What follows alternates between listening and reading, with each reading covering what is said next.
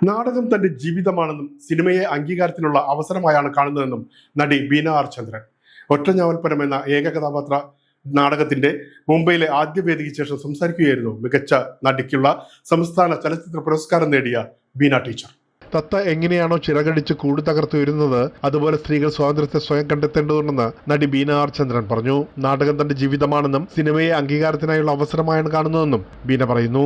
യാദൃശ്ചികമായി സംഭവിച്ചതാണ് ഒരു സിനിമ അതിൽ മികച്ച നടി എന്നൊക്കെ പറയുന്നത്.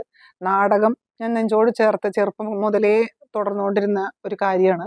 അംഗീകാരം കിട്ടിയത് ശരിക്കും പറഞ്ഞാൽ ഈ സിനിമയിലൂടെയാണ്. 3 പതിറ്റാണ്ടോളം നാടക പ്രവർത്തനങ്ങളിൽ മുഴുകിയ ബീന ഫാസിൽ റസാഖിന്റെ തടവ് എന്ന സിനിമയിലെ വേഷത്തിനായിരുന്നു പുരസ്കാരം. നാടകവേദികളിൽ സജീവമായ ബീന മാധവിക്കുട്ടിയുടെ കഥയായ വേനലിന്റെ ഒഴിവ് അടിസ്ഥാനമാക്കി ഒറ്റഞ്ഞാവൽപ്പരം എന്ന ഏക കഥാപാത്ര നാടകം അവതരിപ്പിച്ചത് ആഗോള ശ്രദ്ധ നേടിയിരുന്നു. ഇതാദ്യമായാണ് മുംബൈയിൽ അരങ്ങേറുന്നത്. അപ്പൊ ഈ ഒറ്റഞ്ഞാവൽമാരുമായിട്ട് ഇവിടെ എത്തുക എന്ന് പറയുമ്പോൾ വല്ലാത്തൊരു സന്തോഷമാണ്. കാരണം ഇത് ചേർത്ത് വെക്കാൻ ഇവിടുത്തെ മലയാളികൾ ഒരുങ്ങി എന്നുള്ളത് വല്ലാത്തൊരു സന്തോഷമുണ്ട്. വിവിധ നാടക സംഘങ്ങളിൽ പ്രവർത്തിച്ചിട്ടുള്ള ബീന കലാപാഠശാലയുടെ 30ഓളം നാടകങ്ങളിൽ അഭിനയിച്ചിട്ടുണ്ട്. ആരോഗ്യമുള്ളിടത്തോളം കാലം അഭിനയത്തിനെ ചേർത്ത് വെക്കണം തന്നെയാണ് വിചാരിക്കുന്നത്. നല്ല റോളുകൾ കിട്ടിയ സിനിമ ചെയ്യണം. രണ്ടും രണ്ട് തന്നെയാണ്. എങ്കിലും കുറച്ചും കൂടി ഞാൻ കംഫർട്ടബിൾ നാടകത്തിലാണ്. സിനിമകളിലും സജീവമാണ് ബീന ആർ ചന്ദ്രൻ.